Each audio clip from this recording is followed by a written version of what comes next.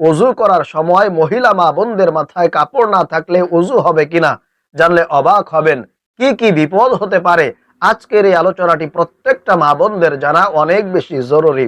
যারা ওযু করেন মাথায় কাপড় থাকে না, নামাজ পড়েন, আপনারা কি কি সমস্যার মধ্যে পড়বেন জানতে হলে ভিডিওটি মনোযোগ সহকারে সম্পূর্ণ আপনাকে শুনতে হবে। প্রিয় মহিলা মা ও বোনেরা, প্রত্যেকটা বিষয়ের সমাধান আল্লাহ পাক কোরআনুল কারীমের মধ্যে খুবই চমৎকার ভাবে বর্ণনা করেছেন। ওয়ানাজ্জালনা আলাইকাল কিতাবা তিবয়ানাল লিকুল্লি শাই।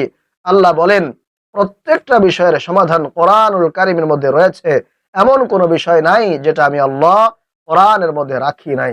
সুবহানাল্লাহ। ওযু করা সম্পর্কে আল্লাহ পাক কোরআনের মধ্যে কি বলেছেন শুনলে আপনারা অবাক হয়ে যাবেন। প্রথম নম্বরে বলছি, আল্লাহ তাআলা বলেন ইন্নাল্লাহা ইউহিব্বুত তাওয়াবিনা ওয়া ইউহিব্বুল মুতাতাহহিরিন। আল্লাহ তাআলা দুই শ্রেণীর মানুষদেরকে সবচেয়ে বেশি ভালোবাসেন, পছন্দ করেন। এক নাম্বার যারা তওবা করে, দুই নাম্বার যারা পবিত্র থাকে। এখন পবিত্র আপনি কিভাবে থাকবেন?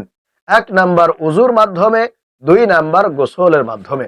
সুতরাং যারা উযু করে পবিত্র থাকে আল্লাহ রাব্বুল আলামিন কিন্তু তাদেরকে ভালোবাসেন। প্রিয় ভাইরা মা বোনেরা, আল্লাহ পাক উযু করা সম্পর্কে সরাসরি কোরআন আল কারীমের মধ্যে নির্দেশনা দিয়েছেন। ইয়া আইয়ুহাল্লাযীনা আমানু ইযা কুমতুম ইলাস সালাতি ফাগসিলু উজুহাকুম ওয়া আইদিয়াকুম ইলাল মারাফিকি ওয়ামসাহু বিরুউসিকুম ওয়া আরজুলাকুম ইলাল কাবাইন। আল্লাহ তাআলা বলেন, হে মুমিনগণ, তোমরা যখন নামাজের জন্য উঠবে তখন তোমরা তোমাদের চেহারা এবং দুই হাতের কনুই পর্যন্ত ধুয়ে নিবে এবং মাথা সহ তোমরা মাসহ করবে এবং দুই পায়ের টাকনু পর্যন্ত তোমরা ধুয়ে নিবে। ওযু ছাড়া, পবিত্রতা ছাড়া নামাজ হবে না। এজন্য প্রিয় ভাইরা মা বোনেরা, অবশ্যই আমাদেরকে ওযু করে নামাজ পড়তে হবে। ওযু ছাড়া কিন্তু নামাজ হবে না। নামাজের জন্য ওযুটা খুবই গুরুত্বপূর্ণ। আর ওযু করলে, পবিত্র থাকলে কয়েকটা লাভ। এক নাম্বার, আপনার ওযুর প্রত্যেকটা অঙ্গ প্রত্যঙ্গ থেকে আপনার গুনাহগুলো ঝরে ঝরে পড়ে যাবে। সুবহানাল্লাহ। দুই নাম্বার, হাসরের মাঠে আল্লাহ পাক রব্বুল আলামিন আপনার ওযুর প্রত্যেকটা অঙ্গ প্রত্যঙ্গের মধ্যে নূর দিয়া দিবেন। নূরে চমকাইতে থাকবে, ঝলমল করতে থাকবে। আল্লাহ রাসূল সাল্লাল্লাহু আলাইহি ওয়াসাল্লাম দূর থেকে আপনাকে দেখেই চিনে ফেলবেন এবং আল্লাহর কাছ থেকে সুপারিশ করে আপনাকে জান্নাতে পৌঁছে দিবেন। সুবহানাল্লাহ। তিন নাম্বার, ওযু যদি আপনার থাকে, আপনি যদি সব সময় পবিত্র থাকতে পারেন, তাহলে শয়তানের কোনো কুমন্ত্রণায় আপনি পড়তে পারবেন না। শয়তান আপনাকে কোনো প্রকার কুমন্ত্রণা, আপনাকে ধোঁকা দিতে পারবে না ইনশাআল্লাহ। শয়তানের ধোঁকা থেকে, কুমন্ত্রণা থেকে আপনি বেঁচে থাকতে পারবেন। এবং চার নাম্বার লাভ হচ্ছে, আপনি যদি ওযু করেন, পাঁচ ওয়াক্ত নামাজের মধ্যে যদি আপনি ওযু করতে পারেন, সব সময় যদি ওযুর সহিত থাকতে পারেন, তাহলে আপনার চেহারার মধ্যে নূরে চমকাতে থাকবে, ঝলমল করতে থাকবে।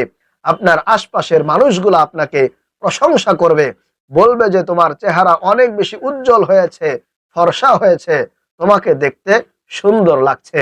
আপনার স্বামী আপনাকে আরো বেশি মহব্বত করবে, ভালোবাসবে ইনশাআল্লাহ। তাহলে আসুন, মহিলা মা বোনদের মাথায় কাপড় ছাড়া ওযু করলে কি কি সমস্যা হবে, কি কি বিপদ হতে পারে। এখানে কয়েকটা বিষয় আপনাদেরকে খেয়াল করতে হবে। প্রথমত, এক নম্বরে, আপনি যখন একাকী ওযু করবেন তখন আপনার মাথায় যদি কাপড় না থাকে কোনো সমস্যা নেই, আপনার কাপড় ছাড়াই ইনশাআল্লাহ ওযু হয়ে যাবে, আপনি পবিত্রতা অর্জন করতে পারবেন।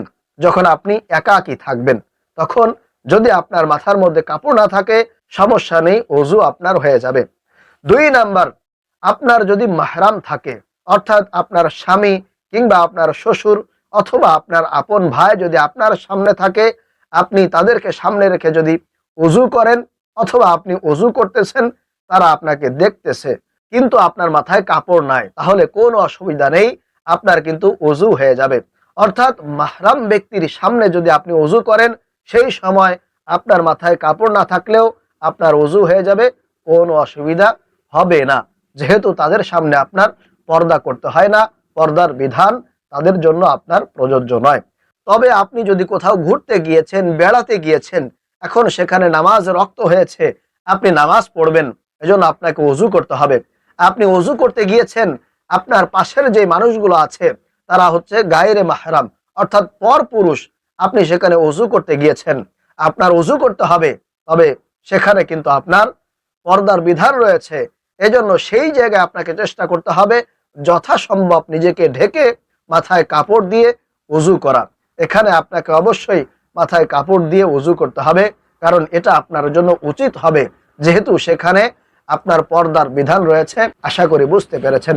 তবে আপনি যখন একাকী ওযু করবেন অথবা আপনার স্বামীর সামনে কিংবা যারা মাহরাম ব্যক্তি আছে তাদের সামনে যখন আপনি ওযু করবেন, তখন আপনার মাথায় কাপড় না দিলেও কোনো অসুবিধা নেই, আপনার কিন্তু ওযু হয়ে যাবে।